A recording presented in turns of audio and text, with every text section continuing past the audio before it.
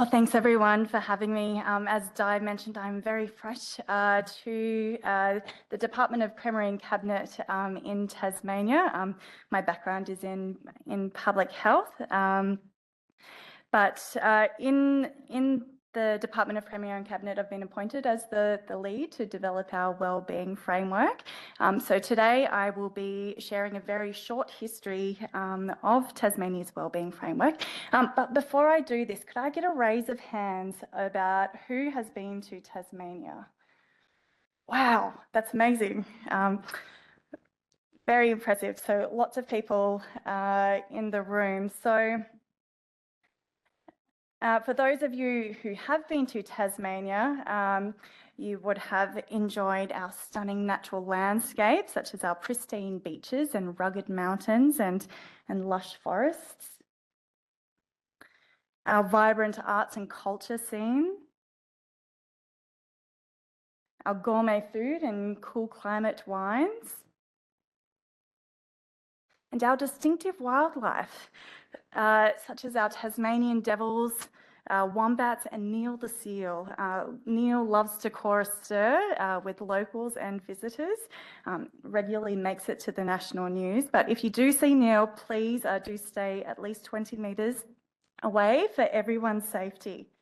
Now, all of these features, although probably not so much Neil specifically, have contributed to improvements in Tasmania's economy, which has continued to improve over time. And if you want to know more about the Tasmanian economy, you can visit the Treasury website and you can look at its performance in relation to the Australian economy, and you can get up-to-date analysis on a range of economic indicators from the state government's Treasury website. However, as we all know here today, to get a more holistic understanding of progress, in addition to economic indicators, we also need to measure how our people and environment are faring. And Tasmania does not currently have a coordinated approach to do this. So in May 2022, our Premier announced the development of Tasmania's wellbeing framework, which is important because the way progress is measured helps to drive public conversation and frame the government's focus for decision making and investment.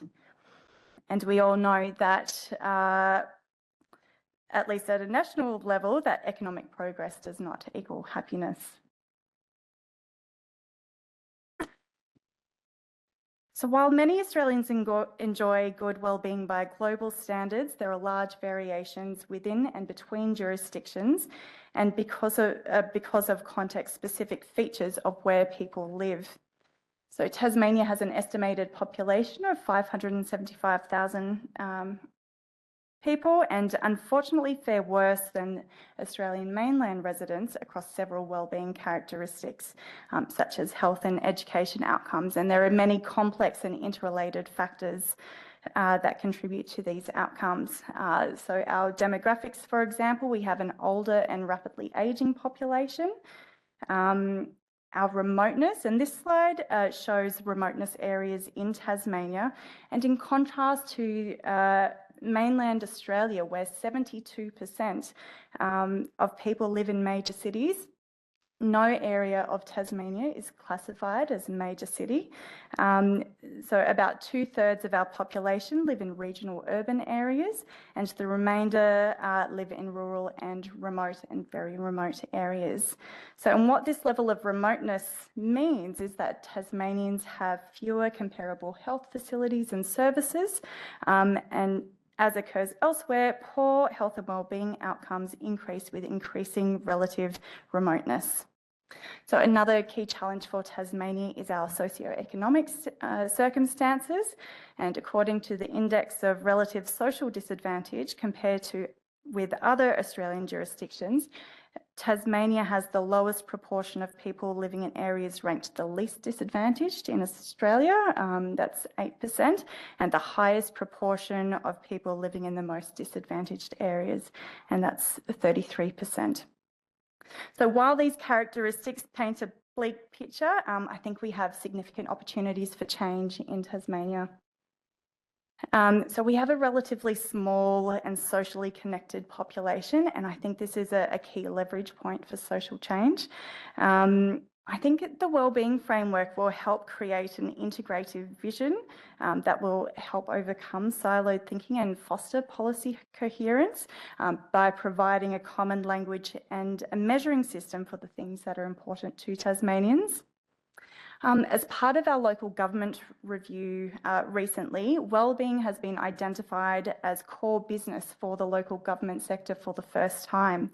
And I think this is a really important opportunity to be harnessed that will help overcome some of the remoteness challenges in Tasmania. And what this might look like is a partnership approach between state and local governments. And in my short time in the role, I think the wellbeing framework to date has demonstrated that Tasmanians really value wellbeing and are really excited to get involved and behind this developing a framework for Tasmania.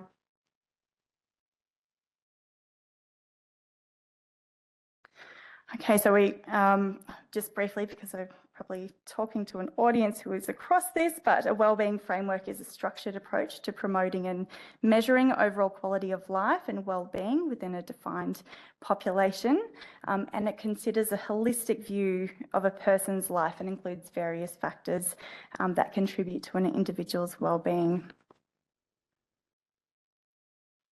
So Tasmania's wellbeing framework will be an outcome framework for state government, which will inform how the government prioritises funding and resources.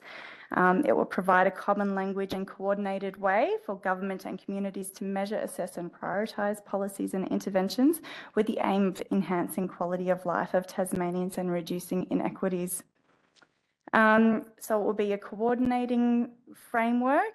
It will identify high-level outcomes and include a measuring system to measure progress towards those outcomes. So it won't include every aspect of wellbeing.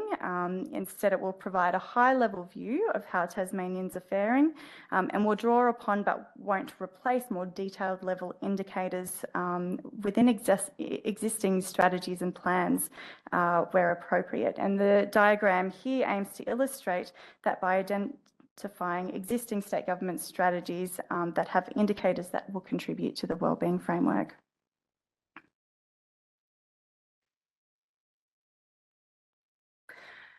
So the key components of our wellbeing framework at the moment are defining wellbeing domains that are important to Tasmanians, which is where we're up to at the moment, developing indicators and metrics to measure progress, strengthening a whole of government data strategy, which will also include the development of a data dashboard, and we're in conversation with different parts of state government to determine how we can do this in a coordinated and streamlined way, and also integrating wellbeing into policy and budget development processes. And I just said to Pete during the break that I think Tasmania just feels a little bit like the younger sibling who's trying to catch up with the bigger siblings.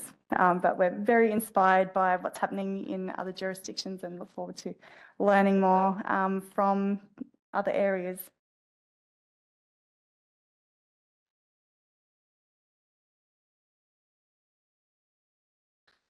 Okay, so to inform the development of wellbeing statements and wellbeing domains and outcome statements, we engaged the Institute of Social Change at the University of Tasmania to conduct a public consultation, which was done as part of their Good Life initiative. So they had over 1,600 responses to an online survey to find out what wellbeing means to Tasmanians. Some population groups were underrepresented in that sample. So UTAS and people from the Department of Premier and Cabinet have done further research to try to ensure to capture what wellbeing means from different perspectives of Tasmanians. Collectively, this data has informed the development of draft wellbeing domains and outcome statements, and we tested those with in a series of online workshops with state and local governments and other organisations, and we had about 220 people participate in those. And at the moment, we're in the process of refining those domains and outcome statements before we seek final review from state government agencies and submit them to Cabinet for approval. And where we've landed with the draft domains, at least, are very similar to others that have been mentioned already.